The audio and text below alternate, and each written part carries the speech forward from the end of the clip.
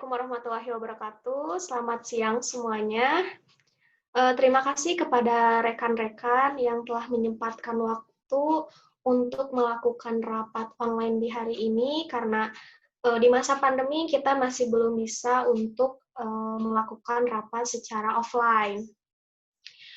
Untuk hari ini mungkin kita akan membahas mengenai diskusi kita tentang program ekspansi produk perusahaan kita yaitu payung ke Rusia. Untuk pemaparan materi, saya serahkan kepada divisi marketing untuk melakukan pemaparannya.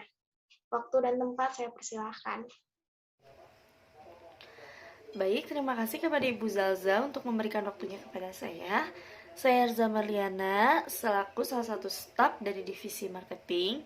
Di sini saya akan memberikan penjelasan seputar teknik divisi marketing tentang ekspansi payung ke negara Rusia. Yang pertama itu ada pertukaran. Kita menggunakan teknik ini karena dalam dunia marketing, konsumen dapat dengan bebas untuk memilih produk yang berasal dari perusahaan mana saja dan menukarnya dengan uang. Atau dalam artian, kita mengeksplorkan atau menjual payung kita kepada rekan kita di Rusia, lalu rekan kita di Rusia memasarkan kepada konsumen yang ada di Rusia, maka konsumen akan mendapatkan barang produksi kita dan kita sebagai produsen atau sebagai pemroduksi akan mendapatkan uang sebagai pertukarannya. Seperti itu. Selanjutnya ada distribusi fisik. Maksud dari distribusi fisik itu adalah distribusi produk yang dilakukan dengan cara memindahkan produk dengan cara mengangkut dan menyimpan produk. Maksudnya, dalam divisi marketing itu kami melakukan distribusi produknya itu dengan cara kita memindahkan produk atau mengirimkan produk kita untuk ekspansi kepada negara Rusia kepada rekan kita, dan nanti rekan kita akan menyimpan produk kita tersebut seperti itu. Lalu produk yang dimiliki oleh produsen akan didistribusikan kepada konsumen baik melalui darat, laut, atau udara. Dalam hal ini, penyimpanan produk dilakukan agar produk terjaga pasokannya di pasar sehingga tidak terjadi kelangkaan saat dibutuhkan oleh konsumen. Artinya, nanti itu di rekan kita yang ada di Rusia itu akan menyimpan banyaknya produk yang diproduksi oleh kita. Maka kita sebagai pemroduksi harus mengirimkan produk kita dengan kuota atau kapasitas yang banyak. Namun, untuk dari produsen ke kalangan masyarakat di Rusia itu menggunakan bisa menggunakan darat, laut, atau udara, karena dengan begitu orang dimanapun akan daerah mana atau kota manapun akan dapat memesan produk kita. Dan untuk packagingnya dari divisi marketing kita akan memberikan packaging yang aman untuk melalui apapun gitu. Selanjutnya ada perantara. Maksud dari perantara adalah kita bisa memberikan produk sampai kepada tangan konsumen, karena seorang marketinglah yang nantinya akan menghubungkan dari pihak produsen ke konsumen. Artinya, kita untuk mendapatkan review atau omset dan segala macam atas kebagusan atau nilai dari produk kita, maka yang harus dilakukan adalah produsen atau rekan kita yang ada di Rusia yang akan memberikan promosi kepada warga di sana, di masyarakat di Rusia. Namun kita juga harus memberikan produk dengan baik agar sampai ke tangan konsumen juga dengan baik, seperti itu. Selain itu ada juga untuk teknik tambahannya, itu yang pertama ada marketing sales. Marketing sales itu adalah tujuannya itu adalah untuk menghasilkan sales atau penjualan dari produk yang dimiliki perusahaan, sehingga perusahaan dapat mendapatkan keuntungan dari setiap produk yang dijual. Artinya kita harus memberikan penjualan produk yang benar-benar harga dan kualitas itu sesuai dengan apa yang kita akan pasarkan, apa yang kita produksi nanti di Rusia, karena dengan begitu kita akan mendapatkan keuntungan atau omset yang besar. Selanjutnya ada marketing promosi. Itu lebih kepada mengenalkan sebuah produk kepada masyarakat luas agar produk yang dimiliki perusahaan bisa dikenal. Jadi kita nanti akan membuat iklan seperti kayak gitu, brosur atau iklan lainnya, lalu kita kirimkan kepada partner kita atau rekan kita di Rusia, lalu disebarluaskan di sana agar produk kita menjadi laku dan terkenal di beberapa kota atau negara. Lalu ada marketing, riset, dan pengembangan.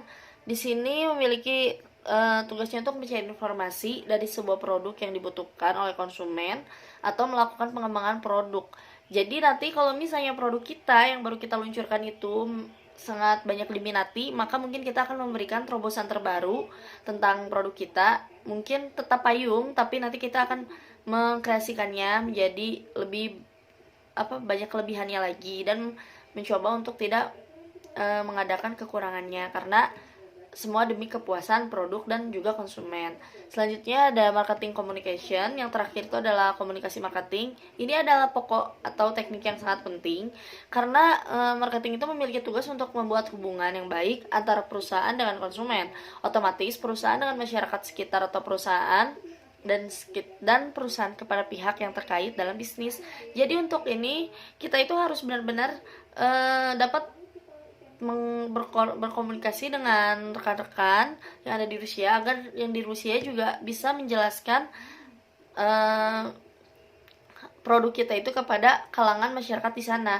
Dengan begitu, komunikasi antar kita pemproduksi kepada produsen dan juga kepada konsumen akan lancar dan tidak akan adanya miskomunikasi. Dengan begitu, segala bisnis akan berjalan dengan lancar. Mungkin segitu saja untuk teknik dari saya. Selaku divisi marketing, selanjutnya akan dilanjutkan oleh teman saya di divisi marketing juga. Oke, dari itu terima kasih. Assalamualaikum. Terima kasih. Baik, terima kasih. Perkenalkan, saya Muhammad Gafar Raihan dari divisi marketing. Saya akan menjelaskan soal strategi marketing dari perusahaan ini. Kita akan menggunakan strategi marketing yaitu 4Ps. Yang pertama, produk. Nah, untuk produk, kita sudah menggunakan packaging yang premium, materialnya menggunakan bahan bludru, dan sudah didesain semenarik mungkin oleh tim desain kami. Selanjutnya ada price. Untuk di bagian price, kita memasarkan ke kalangan menengah. Jadi harga yang kita ambil adalah sekitar 250.000 atau jika dirubelkan senilai 1.300 rubel. Nah, sekarang untuk placementnya kita menyasar segmen menengah. Jadi kita memasang harga tidak terlalu tinggi dan tidak terlalu rendah untuk di segmen ini. Yang terakhir ada promotion. Untuk promotion kita lebih berfokus di internet atau media sosial seperti Instagram, YouTube, atau iklan-iklan website. Seperti itu kira-kira. Selanjutnya saya serahkan ke Abi. Terima kasih kepada rekan saya Gifari. Baik, selanjutnya saya Abi Putrijaya akan melanjutkan pemaparan mengenai peluang ekspansi payung ke Rusia. Di sini saya akan menganalisis bagaimana peluang tersebut menggunakan teknik analisis SWOT. Baik, kita mulai. Yang pertama ada strength atau kekuatan. Kekuatan dari produk yang kita punya ini merupakan model payung lipat yang disebut dengan jenis payung traveler yang mudah dibawa kemana saja oleh penggunanya. Bisa dimasukkan ke dalam tas yang kecil atau dimasukkan ke dalam tas backpack seperti traveler pada umumnya. Lalu di sini produk kita menggunakan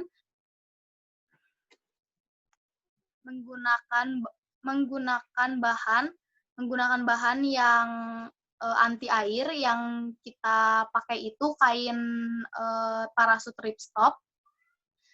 Jadi ketika pengguna telah menggunakan payung tersebut, ketika sudah digunakan tidak usah repot-repot menunggu sampai kering, karena bisa langsung disimpan karena bahan yang kita gunakan tadi. Lalu bentuk payung dari produk kita ini tidak seperti payung pada umumnya, karena berbentuk payung bubble yang menutupi hingga kepala seperti yang dipakai oleh Ratu Elizabeth II.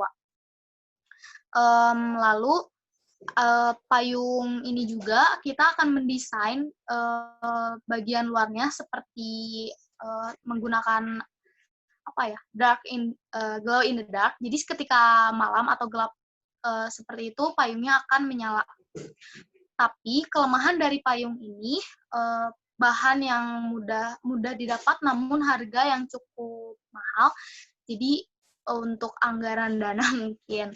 Lalu ada ancamannya mungkin seperti di Rusia payung mungkin sudah banyak dan kita harus membuat produk payung kita ini menjadi cukup untuk bersaing di tengah-tengah banyaknya produk payung di Rusia.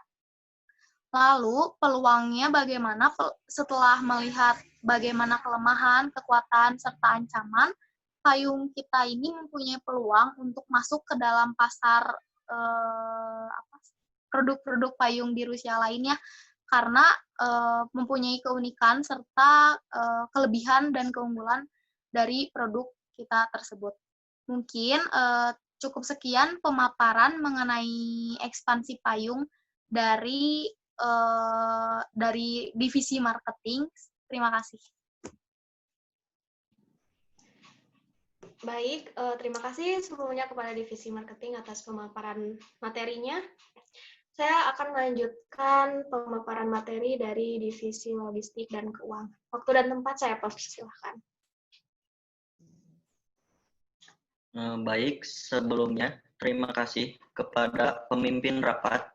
Izin memperkenalkan diri, saya Fikri dari Divisi Logistik dan Keuangan dengan dibantu oleh dua rekan saya, Jahratul dan Sabita. Di sini kami akan memaparkan data atau perencanaan keuangan untuk mewujudkan ekspansi atau perluasan payung di Rusia. Rencana yang kita data yaitu tempat tinggal, transportasi, bahan untuk produksi, yang mana akan kita jumlahkan untuk mengetahui berapa total biaya keseluruhan. Selain itu juga setiap bulan kita sisihkan sekitar atau sebesar 10% dari pendapatan untuk liburan karyawan. Untuk mengetahui kemana larinya uang bisa dijelaskan oleh Jahratul.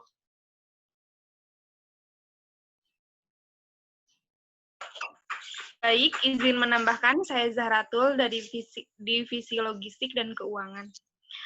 Saya akan memaparkan jumlah dan barang apa saja yang akan kita cari, yang akan kita buat, yaitu seperti kita mencari bahan parasut yang rooftop atau di air dengan harga yang rendah tetapi kualitas yang tinggi. Lalu kita berbentuk lidah. Lalu besi panjang, mesin jahit. Mesin yang kita butuhkan yaitu sekitar 20 buah. Dan pekerja yang kita butuhkan atau sumber daya manusia yang kita butuhkan yaitu sekitar 30 orang. Nah, 30 orang itu dibagi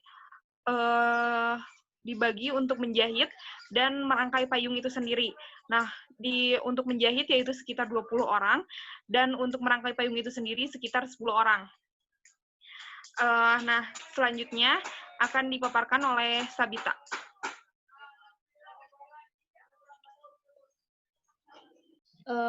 Saya Sabita dari Divisi Logistik dan Keuangan akan menjelaskan keuangan yang ada. Baik, selanjutnya saya akan memaparkan dana yang diperlukan. Pada awalnya, modal yang kita keluarkan yaitu sebesar 220 juta rupiah. Dan kita pakai untuk yang pertama kain parasut atau kain yang anti air sebesar dengan jumlah 10.000 kain dengan harga 10 juta rupiah. Yang kedua, besi berbentuk lidi 15 kardus atau 15 ikat dengan harga 30 juta rupiah. Yang ketiga, besi panjang 5 5 dus dengan harga Rp12.500.000. Yang keempat, pegangan payung 5 pegangan seharga Rp2.500.000. Yang kelima, mesin jahit 20 buah dengan harga Rp60 juta. Yang keenam, benang 6 kardus 6 dus seharga Rp6 juta. Yang ketujuh, SDM sebanyak 30 orang dengan gaji Rp90 juta. Dan payung yang kita produksi yaitu sebanyak 5.000 payung. Kami menjual harga satu payung Rp250.000. Bila dijumlahkan menjadi Rp950 juta. Jadi saya simpulkan pengeluaran yang dikeluarkan yaitu sebesar Rp220 juta, pemasukan sebesar Rp950 juta. Jadi laba yang kita dapatkan sebesar Rp730 juta. Terima kasih. Baik, terima kasih kepada Divisi Marketing dan Divisi Logistik serta Keuangan atas pemaparan materinya. Mungkin di sini saya akan membuka sesi untuk tanya jawab antar divisi. Ada yang mau bertanya? Mungkin untuk sesi ini kita lewatkan karena mungkin belum ada pertanyaan dari masing-masing divisi. Untuk rapat selanjutnya, jika ada pertanyaan, mohon diajukan per divisi. Mungkin saya akhiri rapat hari ini. Terima kasih kepada rekan-rekan yang telah menyempatkan waktu untuk melakukan rapat online ini. Semoga kita selalu dalam keadaan sehat walafiat. Untuk kesimpulannya sendiri dari rapat hari ini, saya menyetujui dengan adanya program ekspansi payung yang akan diluncurkan ke Rusia. Mungkin untuk memulai dari pekerjaannya sendiri, saya akan mengkonfirmasi kepada divisi keuangan. Mungkin rencana program ini akan dijalankan sekitar awal bulan Juli. Sekian mungkin kesimpulan yang saya dapat sampaikan kepada kalian. Terima kasih atas perhatian para audiens. Saya cukupkan untuk hari ini. Assalamualaikum warahmatullahi wabarakatuh.